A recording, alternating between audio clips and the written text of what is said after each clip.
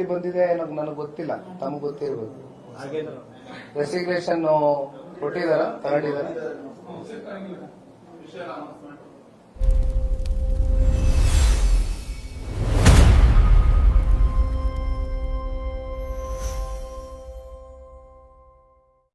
ಬಾಕಿ ಇದೆ. ಈಗ ನಿನ್ನೆ ಡೆಲ್ಲಿನಲ್ಲಿ ಪತ್ರಿಕಾ ಮಾಧ್ಯಮದ ಸ್ನೇಹಿತರಿಗೆ ಮುಖ್ಯಮಂತ್ರಿಗಳು ಮಾತಾಡಬೇಕಾದ್ರೆ ಅವ್ರ ಮಾತಿನ ಶೈಲಿ, ಆ ದಾಟಿನ ಅರ್ಥ ಮಾಡ್ಕೊಂಡಾಗ ಬಹುಶಃ ರೆಸಿಗ್ನೇಷನ್ ಕೊಡಿಸುವಂತಹ ಆಲೋಚನೆಗಳು ಆ ಒಂದು ಮೂಡಲ್ಲಿ ಈಗಾಗಲೇ ಬಂದಾಗಿದೆ ನಿನ್ನೆನೆ ಅಂತಕ್ಕಂಥದ್ದು ಬಹಳ ಮಾಧ್ಯಮಗಳಲ್ಲೂ ಕೂಡ ಚರ್ಚೆ ಆಯಿತು, ನಾವು ನೋಡ್ತಾ ಇದ್ವು. ಒಟ್ಟಾರೆಯಾಗಿ ಈಗ ನಾಗೇಂದ್ರ ಅವರ ರೆಸಿಗ್ನೇಷನ್ ಸಂಬಂಧಪಟ್ಟಂತೆ ವಿಚಾರವಾಗಿ ಹಿಂದೆನೂ ಮೂಡ ಪಾದಯಾತ್ರೆ ಮಾಡಿದಾಗ ಆಗ್ಲೇ ಇದು ವಾಲ್ಮೀಕಿ ನಿಗಮದಲ್ಲಿ ಹಗರಣ ಮುನ್ನೆಲೆಗೆ ಬಂದಿತ್ತು, ಆಗ್ಲೂ ಕೂಡ ಇದನ್ನು ಚರ್ಚೆ ಮಾಡಿದ್ದೇವೆ. ಇತ್ತೀಚೆಗೆ ಸದನದ ಒಳಗಡೆ ಜನತಾದಳ ಪಕ್ಷ ಮತ್ತೆ ಬಿಜೆಪಿ ನಮ್ಮ ಮಿತ್ರ ಪಕ್ಷ ಇಬ್ರು ಒಟ್ಟಾಗೆ ಈ ರಾಜೀನಾಮೆಯನ್ನ ಕೋರಿ ಬಹಳ ಗಟ್ಟಿ ನಿಲುವಿಂದ, ಹೆಚ್ಚು ಕಮ್ಮಿ ಅದೊಂದು ಕಾರಣದಿಂದ ಇವತ್ತು ಸದನನೇ ನಡೆಯಲಿಲ್ಲ. ಈಗ ತಾವು ಕೇಳ್ದಂಗೆ ನಿನ್ನೆ ಏನೋ 102 ತಾಲೂಕುಗಳು ಬರಪೀಡಿತ ತಾಲೂಕುಗಳು ಅಂತಕ್ಕಂಥದ್ದು KSNDMC 101 KSNDMC ಕಡೆಯಿಂದ ಅದು ವರದಿ ಪ್ರಕಟ ಆಗಿದೆ, ಸರ್ಕಾರದ ಕಡೆಯಿಂದ ಅಧಿಕೃತವಾಗಿ ಹೇಳಿದ್ದಾರೆ.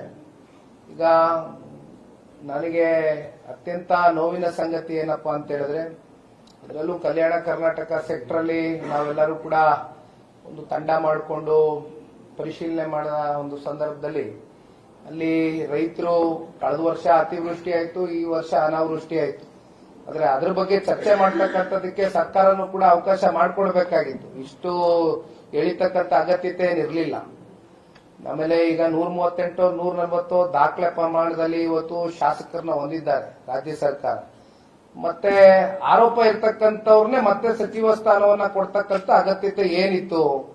ಬೇರೆ ಯಾರು ಸಮರ್ಥವಾಗಿ ಇಲ್ಲಿ ಕೆಲಸ ಮಾಡ್ತಕ್ಕಂಥದಕ್ಕೆ ಅವರಲ್ಲಿ ಯಾರು ಕೂಡ ಕಾಣ್ಲಿಲ್ವಾ ಅವಕಾಶ ಕೊಡೋದಕ್ಕೆ? ಯಾಕೆ ಇಷ್ಟೆಲ್ಲ ಗೊಂದಲ ಕ್ರಿಯೇಟ್ ಆಯ್ತು? ಕುಮಾರಣ್ಣ ಅವರು ಅವತ್ತು ಹೇಳಿದ್ರು ಅದೇನೋ ಪೇಮೆಂಟ್ ಕೋಟಾ, ಮ್ಯಾನೇಜ್ಮೆಂಟ್ ಕೋಟಾ ಅಂತ. ಅದು ಇವತ್ತು ಬಹುಶಃ ಎಲ್ರ ಬಾಯಲ್ಲೂ ಇದೆ, ಅದೊಂದು ಜಗತ್ ಜಾಹಿರ. ಅದು ಯಾರು ಎಷ್ಟೆಷ್ಟು ಅಪ್ ಫ್ರಂಟ್ ಏನಾಗಿದೆ, ಬಿಫೋರ್ ಏನೋ ಆಫ್ಟರ್ ಏನೋ, ಬಹುಶಃ ಆಫ್ಟರ್ ಗೊತ್ತಾಗಲ್ಲ, ಈಗ ಹೋಗ್ತಾ ಹೋಗ್ತಾ ಗೊತ್ತಾಗುತ್ತೆ. ಬಿಫೋರ್ ಒಂದಷ್ಟು ಚರ್ಚೆಗಳ ಬಂದಿದೆ ಗಮನಕ್ಕೆ.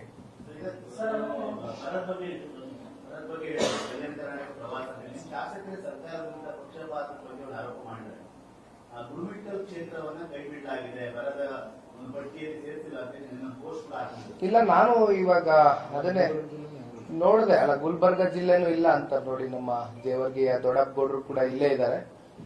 ಅದು ನಿಮಗೆ ಹಾಗೆ ನೋಡಿದ್ರೆ ಸಂಪೂರ್ಣವಾಗಿ ಅಲ್ಲಿ ನಿಮ್ಗೆ ಯಾವುದೇ ರೀತಿಯಾದಂತ ಇರಿಗೇಷನ್ ಫೆಸಿಲಿಟೀಸ್ ಇಲ್ಲ. ಅಲ್ಲಿ ಮಳೆಯ ಮೇಲೆ ಆಧಾರಿತವಾಗೇನೆ ಅಲ್ಲಿ ಬೆಳೆಯನ್ನ ಹಾಕ್ತಕ್ಕಂಥದ್ದು ಉತ್ತರ ಕರ್ನಾಟಕ ಭಾಗದಲ್ಲಿ. ಆದ್ರೆ ನನಗೆ ಗೊತ್ತಿಲ್ಲ ಯಾತಕ್ಕೋಸ್ಕರ ಯಾದಗಿರಿ ಅಂತಕ್ಕಂಥ ಜಿಲ್ಲೆನ ಕೈ ಬಿಟ್ಟಿದ್ದಾರೆ, ಗುಲ್ಬರ್ಗ ಜಿಲ್ಲೆನ ಯಾಕೆ ಕೈ ಬಿಟ್ಟಿದ್ದಾರೆ, ಯಾವ ಆಧಾರದ ಮೇಲೆ ಇವರು ಬರಪೀಡಿತ ಪ್ರದೇಶಗಳು ಅಂತಕ್ಕಂಥದ್ದು ಗುರುತಿಸಿದ್ದಾರೆ ನನಗೆ ಗೊತ್ತಿಲ್ಲ. ಸರ್ಕಾರ ಉತ್ತರ ಕೊಡಬೇಕಿದೆ.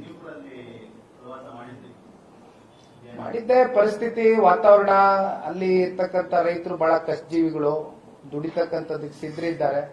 ಅಂದ್ರೆ ಅವ್ರಿಗೆ ಅಲ್ಲಿ ನೀರಾವರಿ ಯೋಜನೆಗಳು ಯಾವ ಒಂದು ಮಟ್ಟಕ್ಕೆ ಆಗಬೇಕಾಗಿತ್ತು ಇಲ್ಲಿವರೆಗೂ ಆಗಿಲ್ಲ. ಮಳೆಯ ಒಂದು ಆಧಾರದ ಮೇಲೆ ಅಲ್ಲಿ ಕೃಷಿ ಮಾಡ್ತಾ ಇದ್ದಾರೆ ರೈತರು. ಹಾಗಾಗಿ ಸರ್ಕಾರ ಇಂಥ ಸಂದರ್ಭದಲ್ಲಿ ರೈತರ ಜೊತೆ ನಿಂತ್ಕೋಬೇಕು. 3,000ಕ್ಕೂ ಹೆಚ್ಚು ಜನ ರೈತರಿಗಾಗಲೇ ಆತ್ಮಹತ್ಯೆ ಮಾಡ್ಕೊಂಡಿದ್ದಾರೆ ಇಡೀ ರಾಜ್ಯದಲ್ಲಿ. ಏನಿಲ್ಲ, ಸೌಹಾರ್ದಿತವಾದಂತ ಒಂದು ಭೇಟಿ, ಸಮಯ ಕೇಳಿದ್ರು ಕೇಂದ್ರ ಸಚಿವರು ಸನ್ಮಾನ್ಯ ಕುಮಾರಣ್ಣ ಅವರು, ಸಮಯ ಕೊಟ್ಟಿದ್ರು, ಭೇಟಿ ಮಾಡಿದೀವಿ. ಯಾವ ರೀತಿ ನಮ್ಮ NDA ಕೂಟದ ಮಿತ್ರತ್ವವನ್ನ ಮತ್ತಷ್ಟು ಬಲಿಷ್ಠಗೊಳಿಸಬೇಕು, ಯಾವ ರೀತಿ ಪರಸ್ಪರ ಪ್ರೀತಿ ವಿಶ್ವಾಸ ಗೌರವದಿಂದ ಹೋಗಬೇಕು, ಮತ್ತಷ್ಟು ಒಗ್ಗಟ್ಟನ್ನ ಪ್ರದರ್ಶನ ಮಾಡಿಕೊಂಡು ಹೋಗಬೇಕು, ಒಂದು ಒಳ್ಳೆ ರಿಸಲ್ಟ್ ಅನ್ನ ಮುಂದಿನ 2028ರ ಚುನಾವಣೆಗೆ ಯಾವ ರೀತಿ ತಗೋಬರ್ಬೇಕು ಅಂತಕ್ಕಂಥದ್ರ ಬಗ್ಗೆನೂ ಕೂಡ ಸಾಕಷ್ಟು ಸಲಹೆಗಳು ಮಾನ್ಯ ಗೌರವಾನ್ವಿತ ಪ್ರಧಾನಮಂತ್ರಿಗಳು ಕೊಟ್ಟಿದ್ದಾರೆ, ಸ್ವೀಕರಿಸಿದ್ದೀವಿ.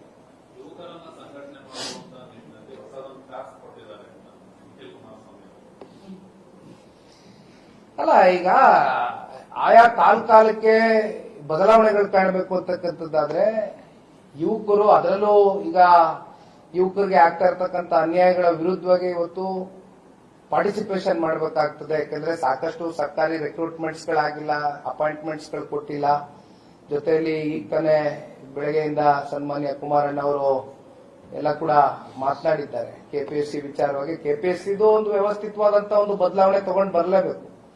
ಯಾಕಂದ್ರೆ ಇದು ಇಂದಿನಿಂದ ಅಲ್ಲ, ಇದು ಆಯಾ ಕಾಲಘಟ್ಟದಲ್ಲಿ ಪ್ರತಿ ಸರ್ಕಾರಗಳಲ್ಲೂ ಕೂಡ ನಾವು ಕೇಳ್ಕೊಂಡ್ ಬರ್ತಾ ಇದ್ದೇವೆ. ಆದ್ರೆ ಇದಕ್ಕೆ ಬಹುಶಃ ಮುಂಬರ್ತಕ್ಕಂಥ ದಿನಗಳಲ್ಲಿ ಒಂದು ಬದಲಾವಣೆ ಆಗ್ಬೇಕು. ಇವೆಲ್ಲ